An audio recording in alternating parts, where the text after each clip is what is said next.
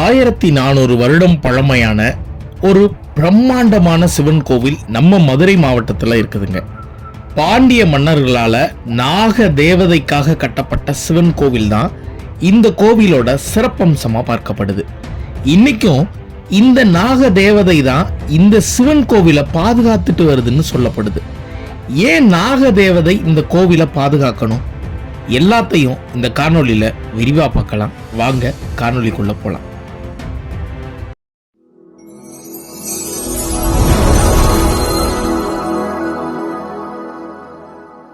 மதுரை மாவட்டம் பேரையூர் வட்டம் மேல திருமாணிக்கம் அப்படின்ற ஊர்ல தான் இந்த மீனாட்சி சொக்கநாதர் திருக்கோவில் அமைஞ்சிருக்குதுங்க. மதுரை மாவட்டத்தில் அமைஞ்சிருக்கிற பழமையான கோவில்கள்ல இதுவும் பிரதானமான ஒரு கோவிலாகும். இந்த கோவில் 1400 ஆண்டுகள் பழமையான பாண்டிய மன்னர்களால் கட்டப்பட்ட பழமையான சிவாலயமாகும். சொல்லப்போனா மதுரை மீனாட்சி அம்மன் கோவில் கட்டுவதற்கு முன்னாடியே 60 ஆண்டுகளுக்கு முன்னாடி இந்த கோவில் கட்டப்பட்டதாகவும் சிலர் தங்களோட கருத்துக்களை தெரிவிக்கிறாங்க. இது சிவபெருமானுக்காக எழுப்பப்பட்ட கோவில் அப்படின்னு நம்ம வச்சுக்கிட்டாலும் இந்த கோவில்ல பிரதான கடவுள் சிவபெருமான் கிடையாது. மாறாக இங்கு அம்மன் தான் பிரதான தெய்வமா பார்க்கப்படுறாங்க. இது மீனாட்சி அம்மனுக்காகவே எழுப்பப்பட்ட ஒரு கோவிலா இந்த கோவில் விளங்குதுங்க. இங்க மீனாட்சி அம்மன் ஞான சக்தியாக அருள் பாலிக்கிறாங்க. கூடுதல் தகவலா மேல திருமாணிக்கம் அப்படின்ற இந்த ஊர்ல வச்சுதான் அம்மனை சிவபெருமான் சந்தித்ததாகவும் தகவல்கள் நமக்கு கிடைக்குது.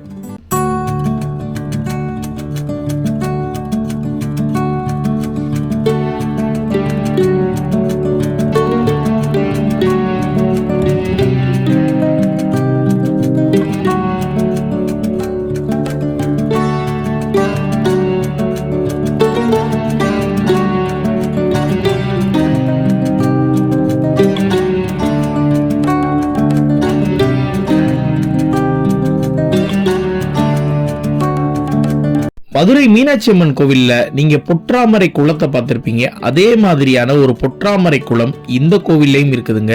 மேலும் அரிதா இந்த கோவில்ல தல விருட்சமா இருப்பது என்ன அப்படின்னு நம்ம பார்க்கும்போது மஞ்சனத்தி மரம் தான் இந்த கோவில்ல தல விருட்சமா இருக்குது. பிரதான நுழைவாயில்ல நேராக அம்மனோட கருவறை இந்த கோவில்ல இருக்குது. அம்மன் கருவறைக்கு வலதுபுறம் சிவபெருமானோட சன்னதி இருக்குது. இந்த இரு சன்னதிகளுக்கும் நடுவுல முருகப்பெருமானோட ஒரு மிக பிரம்மாண்டமான சிற்பங்கள் கூடிய ஒரு மிகப்பெரிய சன்னதி இருக்குது.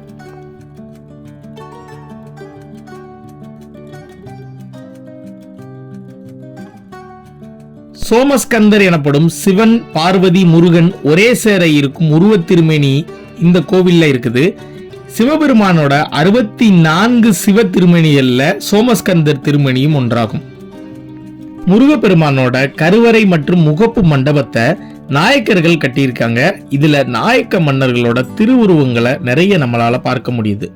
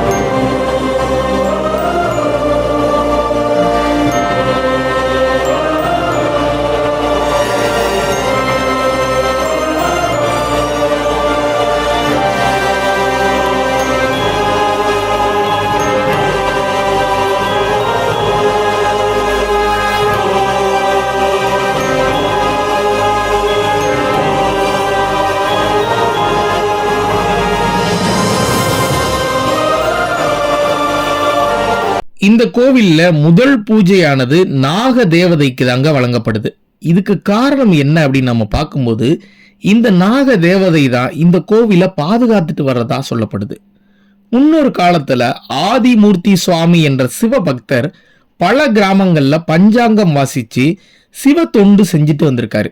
ஆதிமூர்த்தி சுவாமிகள் இந்த திருத்தலத்துக்கு வந்தபோது நாகம் ஒன்று சிவலிங்கத்தின் மீது சுருண்டு இருந்ததாகவும் சிவலிங்கத்தை அந்த நாக தேவதை காத்து வருவதாகவும் ஆதிமூர்த்தி சுவாமிகள் புரிஞ்சிருக்காரு.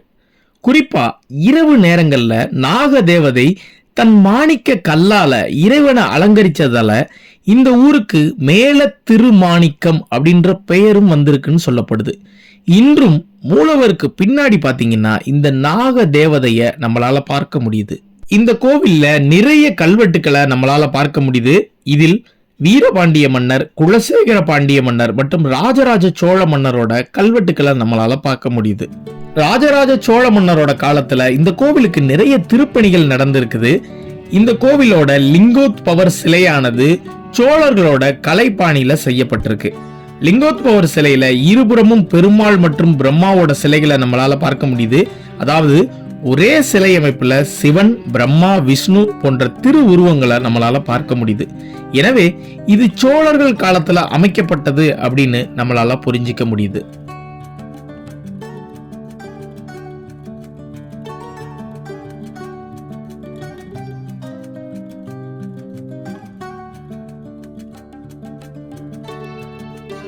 இந்த கோவில்ல நிறைய பழமையான கல்வெட்டுக்களை பார்க்க முடியுது. குறிப்பா கிபி 949ஆம் ஆண்டு வீரபாண்டிய மன்னரோட கல்வெட்டையும் 8ஆம் நூற்றாண்டை சேர்ந்த மற்றொரு கல்வெட்டையும் நம்மளால பார்க்க முடியுது.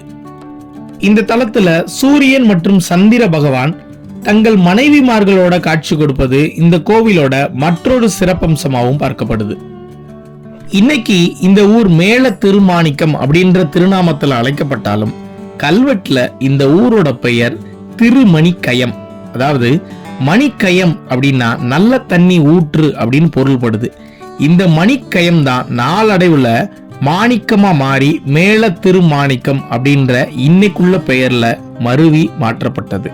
இப்படி ஒரே கோவில்ல பல சிறப்புகள் கொண்ட 1400 வருடங்கள் பழமையான மீனாட்சி சொக்கநாதர் திருத்தலம் மதுரை மாவட்டத்தோட மற்றொரு அடையாளமாக தான் பார்க்கப்படுது. பாண்டியர்கள், சோழர்கள், நாயக்கர்கள் என மன்னர்களோட பாதம் பட்ட புண்ணிய தலமாகவும் இந்த சிவன் கோவில் விளங்குது. மேலும் அவர்கள் மாறி மாறி பல திருப்பணிகள் இந்த கோவில்ல செஞ்சிருக்கிறதுனால இந்த கோவில் ரொம்பவுமே சிறப்பு வாய்ந்ததா பார்க்கப்படுது. வாய்ப்பு இருந்தா குடும்பத்தோட நேர்ல சென்று இந்த கோவிலை பார்த்துட்டு வாங்க. கூகுள் மேப் லொகேஷன் டிஸ்கிரிப்ஷன்ல இருக்குது, மறக்காம போய் பாருங்க.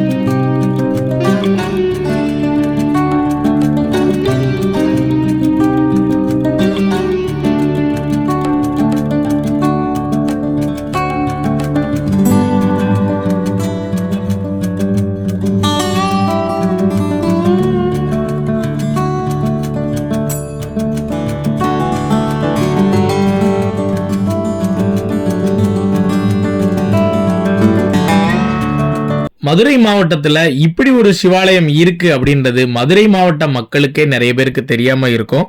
இந்த காணொலியை நீங்க பார்த்திருப்பீங்க, நிச்சயம் உங்களுக்கு பிடிச்சிருக்கும் அப்படின்னு நம்ம நம்புறோம். நீங்க பார்த்த இந்த விஷயங்களை உங்களுடைய உறவினர்களோ உங்களுடைய குடும்பத்தாரோ பார்க்கணும் அப்படின்னு நீங்க நினைச்சீங்கன்னா இந்த காணொலியை நிறைய பேருக்கு ஷேர் பண்ணி தெரியப்படுத்துங்க. மதுரையில இப்படி ஒரு அழகிய தலம் இருக்கு அப்படின்றது எல்லாத்துக்கும் தெரிய வரணும். அடுத்து வேற ஒரு நல்ல திருத்தல காணொலியில நான் உங்களை சந்திக்கிறேன். நன்றி, வணக்கம்.